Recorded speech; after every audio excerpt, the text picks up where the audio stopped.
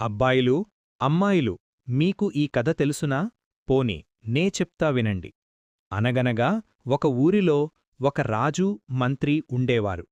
ఆ మంత్రి పేరు సుబుద్ధి. ఒకరోజున రాజు మంత్రిని పిలిచి, వేలం వెర్రి అంటే ఏమిటి అని అడిగారు. మంత్రి ఏమి చెప్పుతాడు? అందుకని రాజుగారితో 2 రోజులు గడువివ్వండి, చూపిస్తాను అన్నాడు. ఆ మర్నాడు పొద్దున్నే లేచి, స్నానం చేసి, వీబూది పెట్టుకొని, ఊరి చివర కంచెరగాడిదలు ఉంటే ఒకదానికి 3 ప్రదక్షిణాలు చేసి, ఒక వెంట్రుక పీకి చెవులో పెట్టుకున్నాడు. ఆ గాడిద కలవాళ్ళు, ఊరిలో ఉన్న తదితరులు, ఏమిటి బాబూ అలా చేశారు అనడిగారు. ఈ గాడిద మధుర నుంచి వచ్చింది. దీని కాళ్ళు వసుదేవుడు పట్టుకున్నాడు. అందిచేత పుణ్యం వస్తుందని అలా చేశాను అని మంత్రి అన్నాడు. ఆ మాట విని ఊరంతా ఒక్కరొక్కరే